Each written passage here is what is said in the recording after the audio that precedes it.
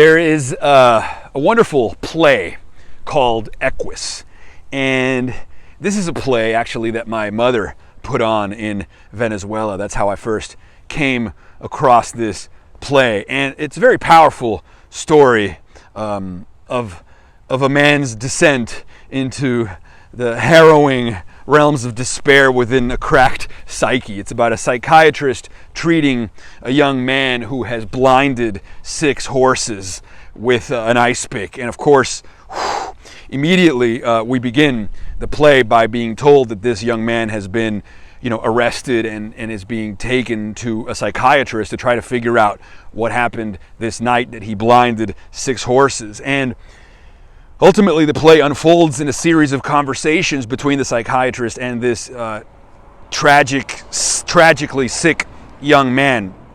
And, it's absolutely transfixing and engrossing. We come to find out that this young man grew up in a highly religious household where he was largely repressed. His sexuality was repressed, and there's all kind of bizarre psychosexual dynamics going on in his relationship with the parents. The point is, this kid grew up sort of robbed of his capacity to feel into his own body and in his sexuality. And so as the psychiatrist starts to sort of undress the situation and undress the backstory, he comes to realize that this basically is a story of passion thwarted, right? Of passion and of feeling and of compulsion thwarted or repressed so fundamentally that it has now exploded in a destructive manner, which happens so much with people who have been abused or repressed in a significant way.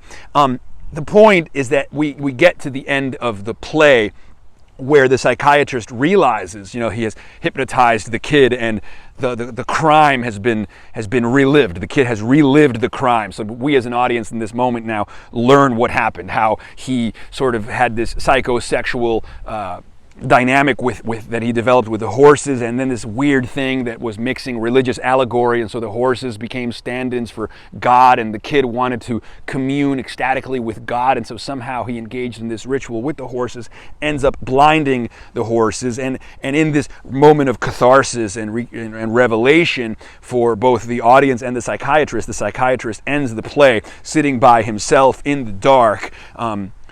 He who himself had been in a state of kind of brooding nihilism for the latter part of his career now has been riveted, cracked open by watching this kid's experience unfold. And he realizes now that he can cure the kid, but he also realizes that to cure the kid of his pain is to also cure him, or rob him rather, of his passion, of his capacity to feel. It's a kind of lobotomy that has to take place, and the psychiatrist knows this. To cure him is also to kill him, right? To cure him, to take away his suffering, is to functionally castrate him, to psychologically castrate him. And so in knowing that the cure means the death of this kid's passion, the ferocity of his feeling, the psychiatrist weeps, because he knows that he is perpetrating a crime to avenge a previous crime, and that's the irony. And so he knows this lobotomy of the child must take place, and it's a tragic scene because the psychiatrist himself cries, weeps in that moment. I can't remember the last line, but he basically says, I know what I need to do. I know what I need to do to cure him. To cure him is to kill him, to castrate him, to rob him of his passion. And then finally the psychiatrist says, and now here I sit alone in the dark, or something to the degree of sitting alone in the dark with the bankruptcy of what has transpired and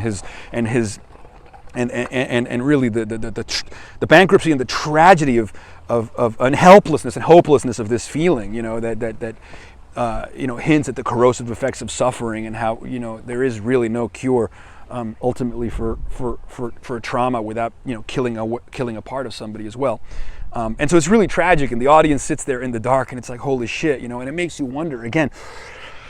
So much of our suffering, so much of our excruciating and anguishing emotional feelings, those landscapes of mind that are dark, our shadow, the parts of us that hurt and that ache, can sometimes make us, unable to adjust to a sick society. We can't play within the rails. We refuse to follow the rules. We're not adaptable. We're depressed. We're anxious, and society wants to cure us. But sometimes to cure us is to lobotomize us. So sure, we can be indentated into place. We can be socialized into compliance. But you wonder if this kills the human spirit, and if it doesn't just create a ticking time bomb that will, explosively erupt in some other horrific context like it does in the play. But I was just thinking about this because I want more than anything, more than nothing, I want to live a life of passion. I want to live a life of ferocious emotions, but I also want to be a functional person. I want to figure out a way of moving about the world with some kind of equanimity. I want to be a responsible citizen, and walking this path, walking this tightrope, between chaos and order, between passion and compliance, requires us to learn to kind of steer that fire hose somehow and to tame our lion and lionesses that live inside of us. But at the same time, we want to roar. We need to roar. And so anyway, if you're not familiar with Equus, I really recommend it. And thanks for listening to this tirade about the human condition and liberating ourselves so that we may live passionately and not cage ourselves and repress ourselves to the point of potentially explosive nihilism and despair. Thanks for listening.